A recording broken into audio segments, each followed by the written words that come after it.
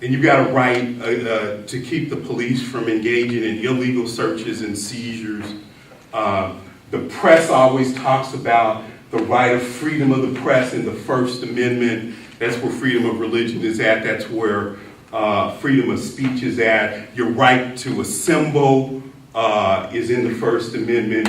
You have a right to an attorney if you're convicted of or charged with a crime, right? You know about this. You've got a right to a jury trial if you're convicted, if you're charged with a crime, right? You've got another right that if you are sent to jail, the government can't use cruel and unusual punishment. Yes, right, yes.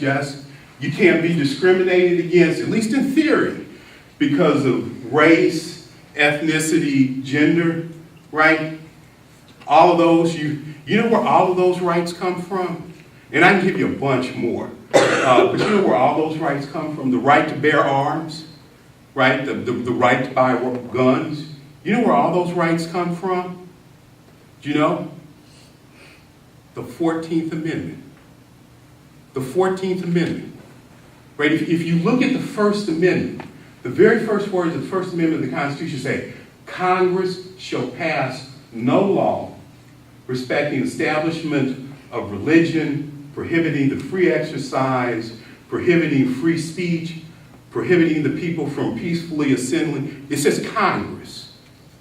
Because the entire Bill of Rights, those first 10 amendments to the Constitution, only apply to the federal government.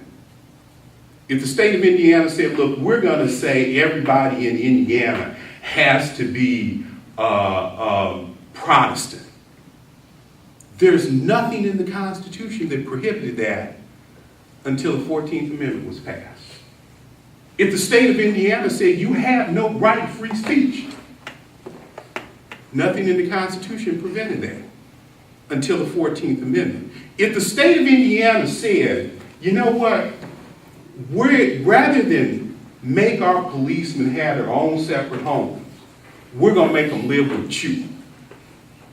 There's nothing in the Constitution that would have prevented that until the 14th Amendment. All of those rights you have because black troops died in the Civil War to produce the 14th Amendment.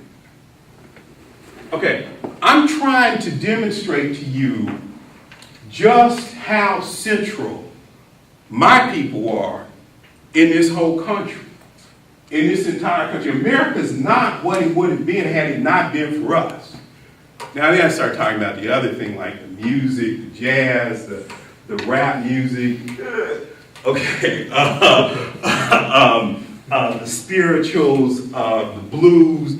I would start to talk about the basketball players, the football players, the golf players, the tennis players.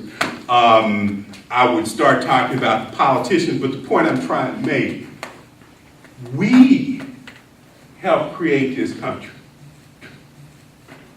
Now let's start talking about the betrayals of this country, right? I mean, I gave you the story of how we got here and how all of that happened. Even after the Civil War, you know, there comes this institution called segregation. Have you heard about this? You know, black kids got to go to the poor inner city school. You know, when I remember I told you I went to IPS. I went to Indianapolis Public Schools. When I went to Indianapolis Public Schools, they were segregated. I went to segregated schools in Indianapolis. All my teachers were black. All my other students in the school were black.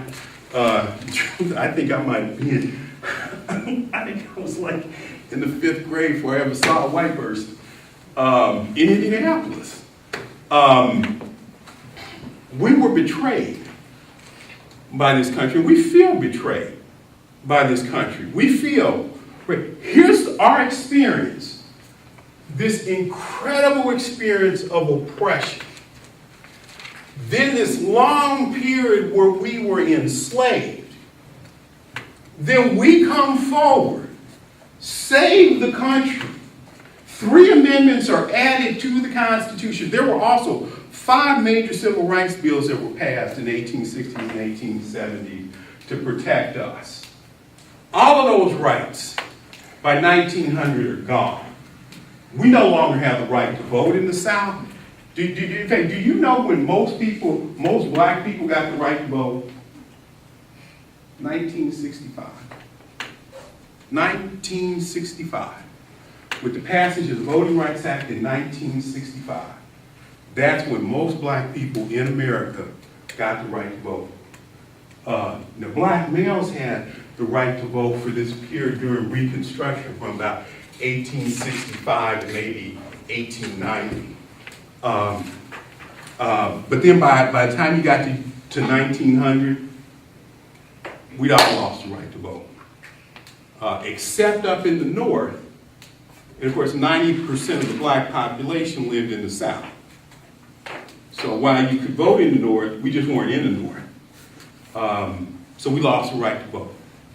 The very place, the very country that we had come and saved within a generation had segregated us, stripped us of the right to vote. And you don't understand, right? Segregation was more than that. It was, let me go back to this.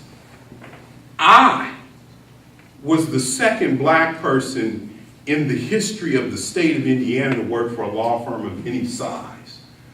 So segregation was also this incredible limitation on jobs. And basically, we had very few black people who could be lawyers, who could be doctors, college professors. Oh man, it's almost amazing to say this.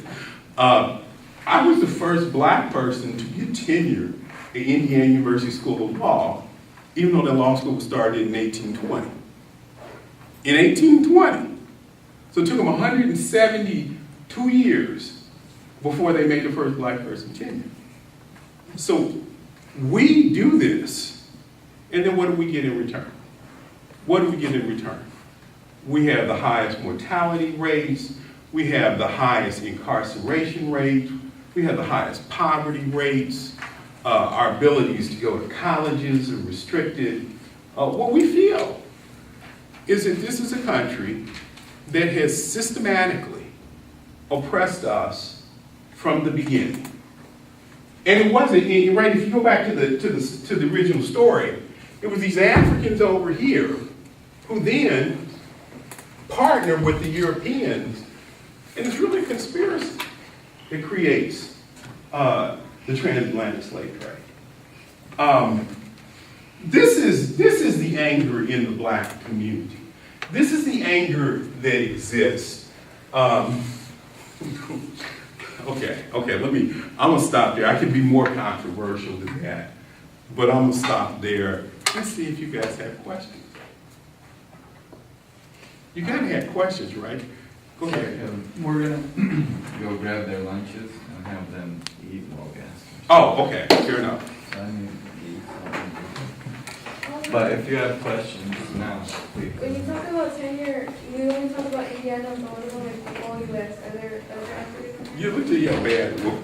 Okay, I'll tell you how bad it was. I came out of law school in 1982, and I became a professor in 1987. I'm sitting at a conference in 1990, okay, and we're looking at, there are 200, by that time there are 250 blacks who are teaching in law schools throughout the country. 170 law schools, 250. So you can see what that is, one and a half per school. And I'm starting to talk with my friends, and I went to Yale Law School. And of course, we come to realize a full 10% of the blacks teaching law were with me at Yale Law School during the time I was at Yale. 10%. But that's how bad it was. Okay, it's better now, but that's how bad it was. Oh, geez, and I came back when I started. Beyond 1987, you could count on one hand the number of Hispanic law professors. On one hand. One hand in the country of all 175 law schools. And this way, in some sense, you're watching an American society that's doing things it's never done before. Your futures are just unbelievably bright. When you look at the historic context, I'll give you another example.